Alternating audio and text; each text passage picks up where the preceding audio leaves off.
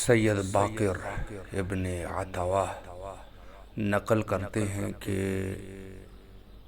ہمارے والد زیدی مذہب سے تعلق رکھتے تھے، اور چونکہ ہم نے تحقیقات کیے تھے تو جتنے بھی ہمارے بھائی تھے وہ سب مذہب حقہ اثنا عشریہ کی طرف جا چکے تھے، یعنی ہم لوگ شیعہ تھے۔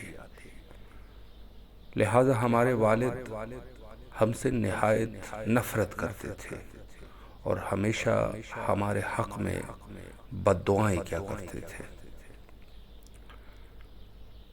ایک دفعہ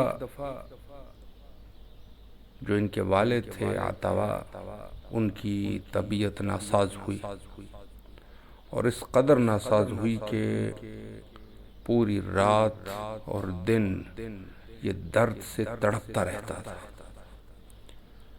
نہایت ہی اس کے اوپر ضعف کی حالت طاری تھی، یہاں تک کہ اٹھ نہیں سکتا تھا اور ہمیشہ داد اور فریاد میں رہتے تھے۔ تو ایک دفعہ سید باقر حسن علوی جو ان کے فرزند تھے وہ نقل کرتے ہیں کہ ہم سب بھائی والد کے ساتھ بیٹھے تھے کہ اچانک ہمارے والد چونکہ درد سے تڑپ رہے تھے تو انہوں نے کہا کہ اگر تم لوگوں کے امام برحق ہے تو وہ آ جائے اور مجھے شفا دے دے۔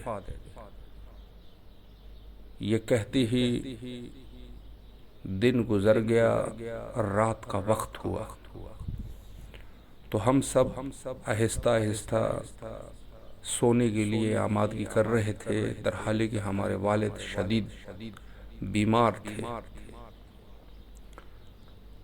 آدھی رات کے وقت اچانک ہمارے والد نے پکارنا شروع کر دیا کہ اے بچوں آ جاؤ، آپ لوگوں کے امام آ چکے ہیں۔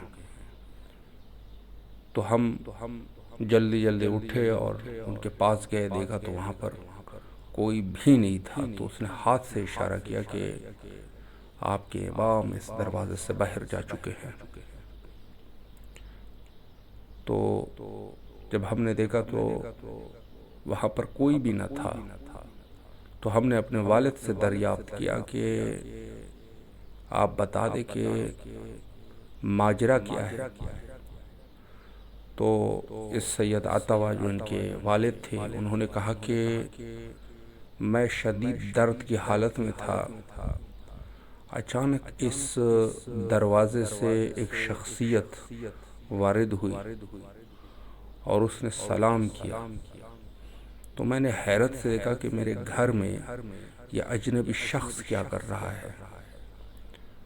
تو میں نے ان سے پوچھا کہ آپ ہے کون؟ تو انہوں نے کہا کہ میں صاحب الزمان ہوں۔ تو میں نہایت ہی پریشان ہوا، تو انہوں نے فرمایا کہ پریشانی کی ضرورت نہیں ہے، آپ کے بچوں کا امام ہوں، میں زمانے کا امام ہوں۔ آپ بار بار شکایت کیا کرتے تھے کہ میں درد سے تڑپ رہا ہوں اور آپ لوگوں کے امام تشریف نہیں لا رہے، تو میں آ چکا ہوں۔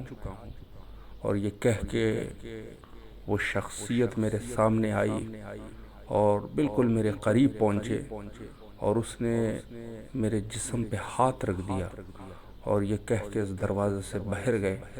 جب میں نے دیکھا تو میرا پورا جسم درد سے ٹھیک ہو چکا تھا اور میں بالکل صحیح ہو چکا تھا۔ تو سید باقر فرماتے ہیں کہ اس کے بعد ہمارے والد بھی اس نے زیدی مذہب کو چھوڑ دیا اور ہمارے مذہب میں داخل ہوئے۔ تو اس قسم کے واقعات سے یہ اندازہ ہوتا ہے کہ واقعاً یہ دین اور اس دین کو ترویج دینے میں خود وقت کے امام مدد فرماتے ہیں اور وہ وسیلے بناتے رہتے ہیں، کسی نہ کسی کو وسیلہ بناتے ہیں علماء میں سے، صلحاء میں سے، اور جب بات جو ہے وہ کسی سے بھی نہ بنے تو وہ خود تشریف لا کے مسائل کو حل فرماتے ہیں۔ التماس